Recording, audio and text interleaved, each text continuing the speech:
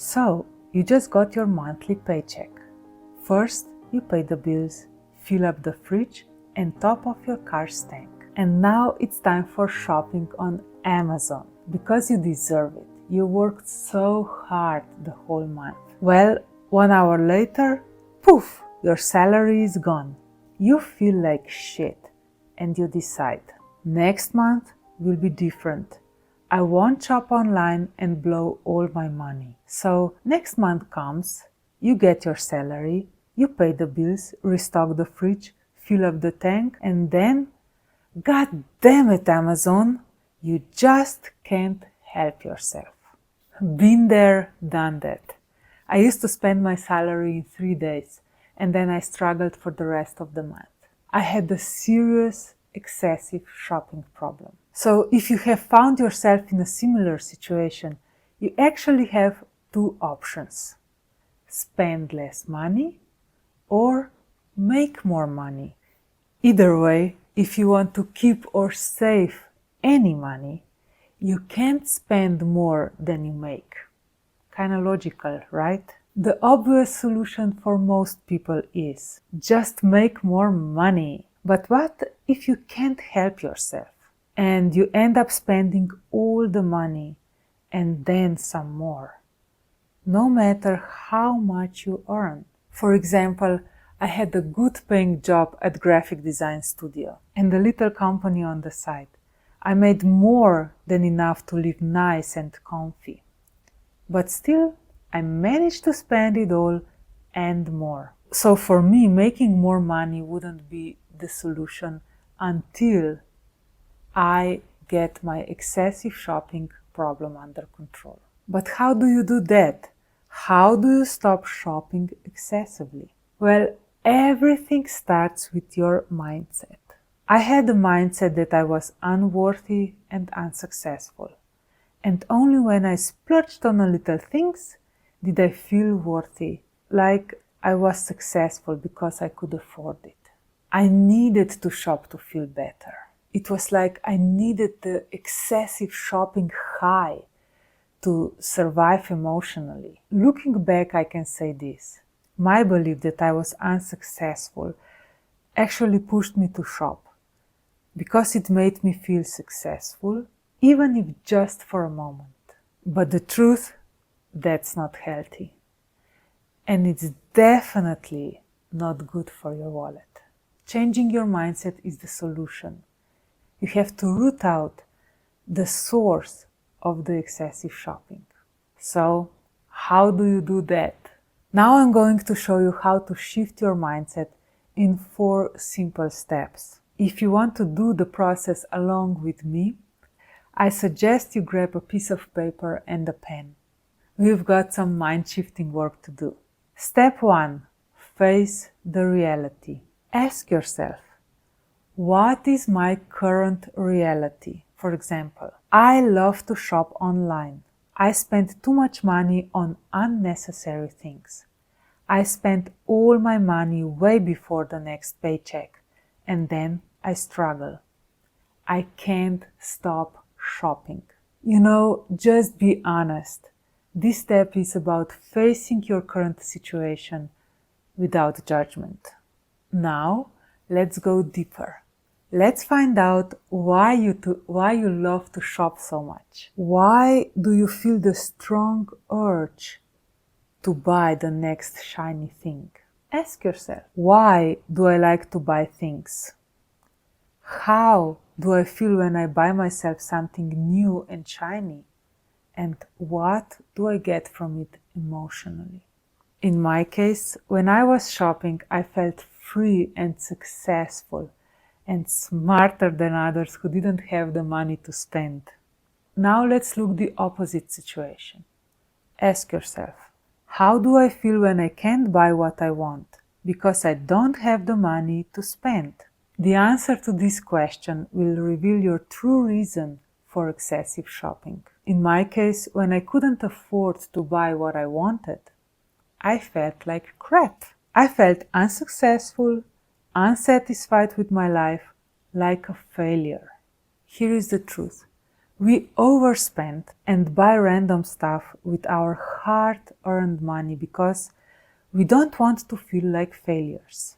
And when we finally buy that thing we have been eyeing for a moment, we feel unbeatable. With excessive shopping, we are actually chasing the feeling of being free and successful. But like I said before, excessive shopping isn't doing our wallets any favors.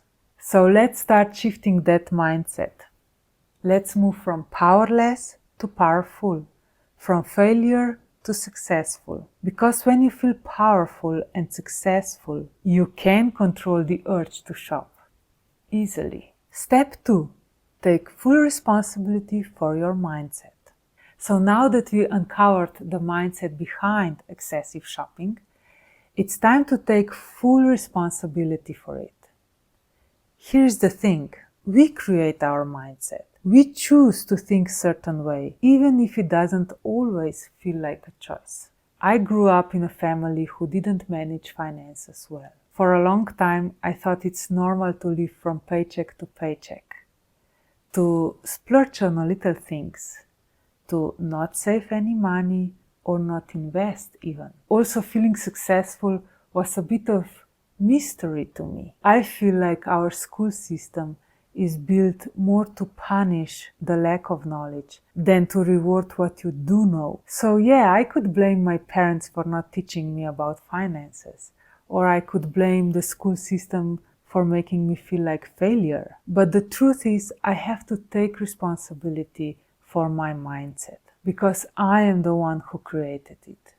Maybe not on purpose, but my brain built it. And here is why that matters. If I'm the one who created this mindset, then I am also the one who can change it. If you don't take responsibility for your mindset, you are basically saying, that's just the way I am. And that means you are stuck with it for the rest of your life. But if you own it, you can change it. Step 3. Let go of the old mindset.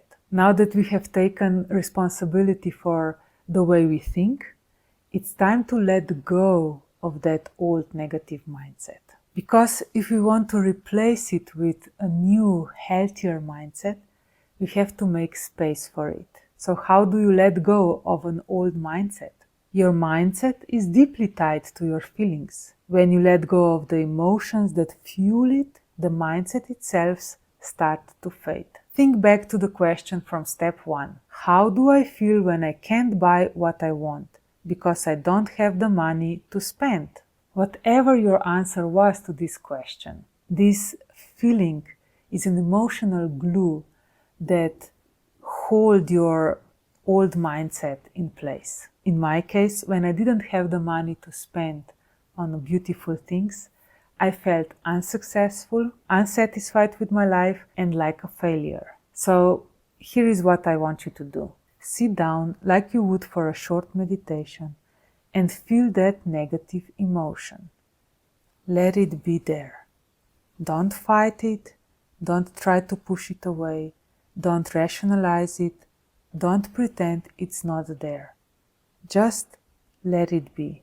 I know it's uncomfortable to sit with emotions like that, but it's important that you don't run from them. Because the moment you allow yourself to fully feel the emotion without resisting it, that emotion begins to dissolve.